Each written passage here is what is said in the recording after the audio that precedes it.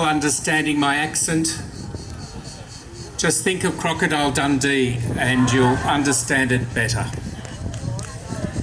Lately there's been a lot of talk about UFOs, aliens and interstellar travel.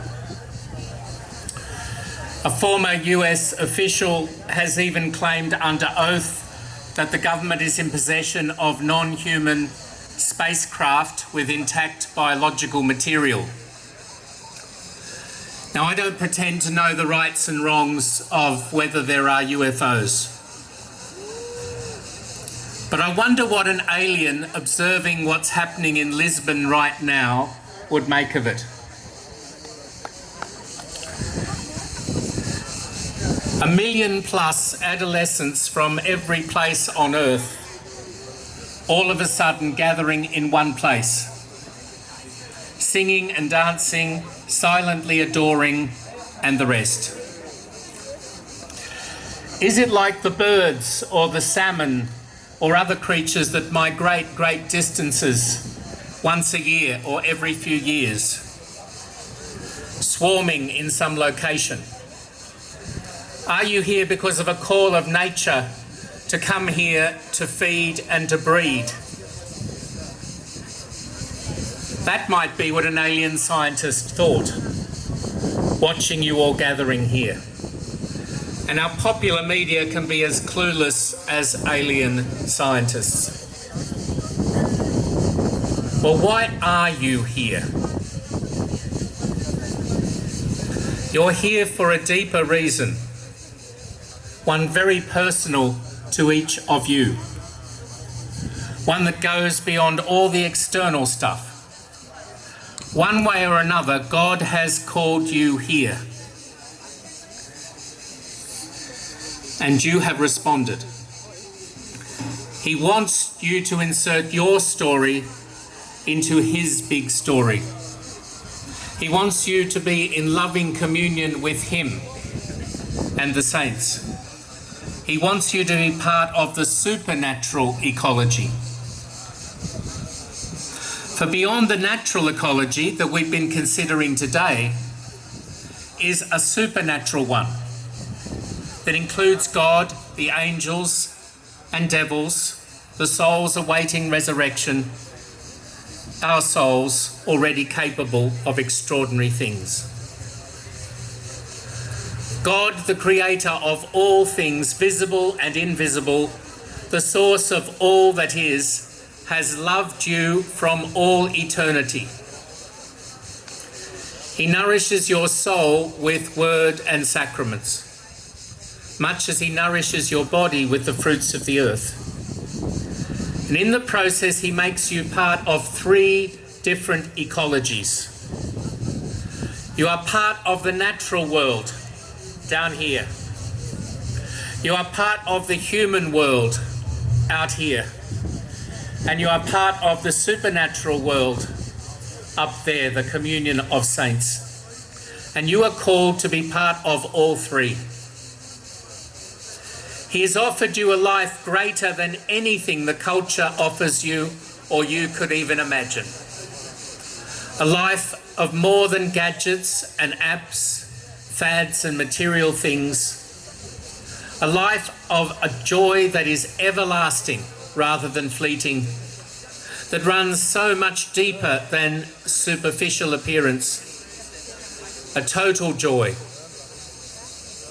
As the Holy Father put it in his message for this World Youth Day, to experience the presence of the risen Christ in our lives, to encounter him alive, is the greatest spiritual joy, an explosion of light that can leave no one untouched. As Jason from South Africa told us, we are broken, We have the effects of original sin in ourselves and our world. We need conversion and healing. We need Christ. And so we get deeper into the reason you are all here.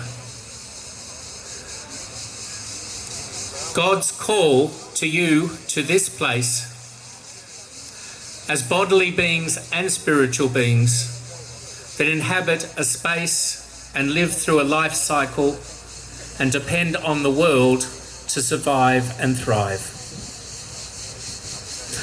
Today we've heard about the essential interconnectedness between the non-human and the human ecologies. Our survival depends on food and water and clothing and housing and education and work and leisure and culture, and all those depend on the non-human world and the human world working well together. Droughts can lead to starvation, but so can trade blockages.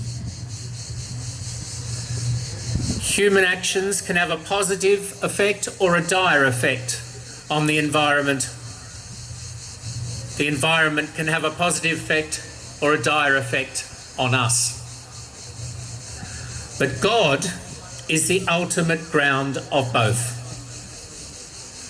the human and the non-human environments, and He's entrusted the care of both to us,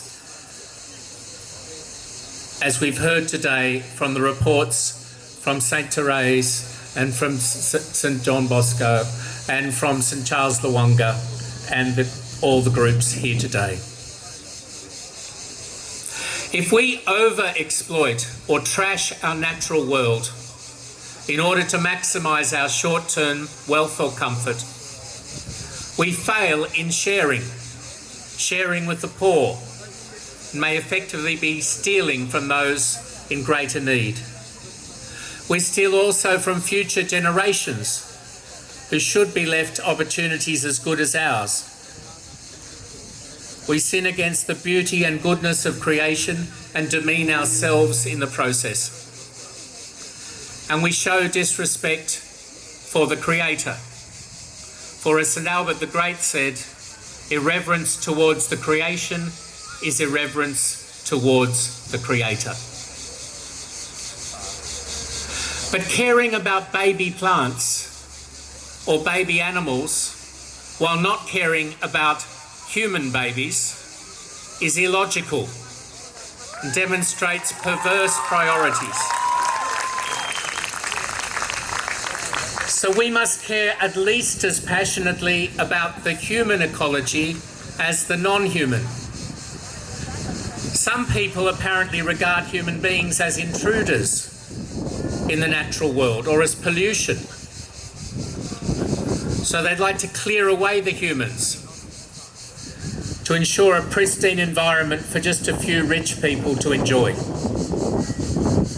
But the Christian insight that I've heard echoed around here today is that the natural world is for our benefit, and that therefore we should care for our common home as we do for our domestic environment. So it benefits all, including future generations. So we care passionately about issues we've discussed today, such as climate, soil, water, biodiversity, pollution and the rest. But also care passionately about unborn babies and newborn babies and the poor and the disabled and the elderly and the refugees and the trafficked and the rest.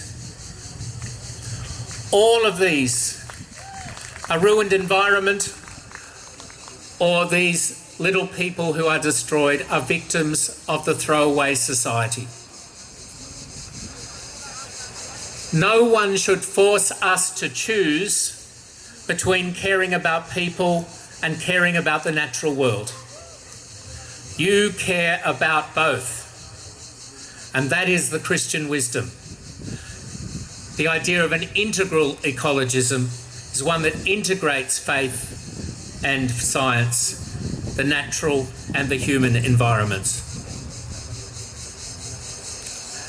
But if the human and natural ecologies are interconnected in various ways, so are the natural and supernatural ecologies. How we behave on Earth and towards the Earth and towards each other, how we live on Earth together, affects our eternal destiny.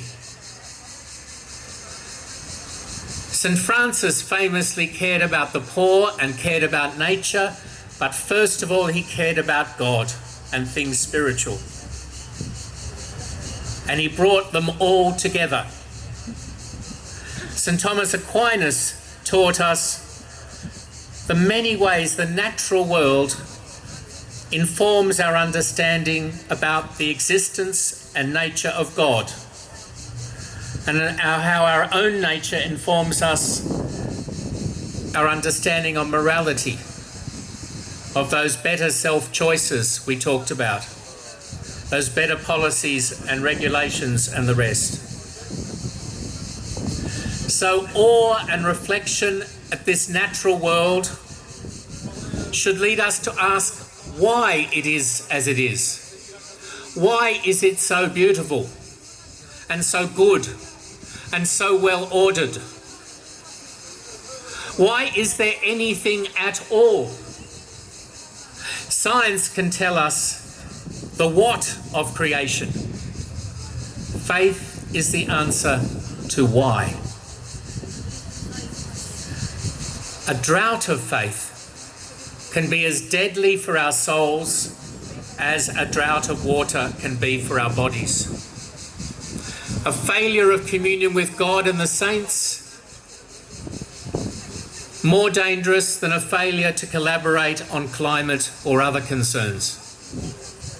If we mess up ourselves with our sins and vices, bad thinking and false beliefs, and other kinds of spiritual pollution, we damage our supernatural ecology just as surely as the natural ecosystem. So we must have an integral and spiritual ecologism, living in union with others and with creation, for God's sake and for the common good of humanity. That's the message from today. One that celebrates the diversity and interconnectedness and sheer beauty of creation and of human persons. One that checks our egocentrism and selfishness, our uncontrolled anthropomorphism and anthropocentrism, as if we were the centre of the universe. An ecologism that makes space for God and for others, especially for the weak, and not just on the level of theory, but in how we live our family and friendships, our education and work, our society and culture, our leisure and worship. Can you embrace such a faith and reason? Can you live such a faith and reason? I believe you can. The Church has great confidence in you. God has great confidence in you. Thanks be to God for each one here today. God bless you.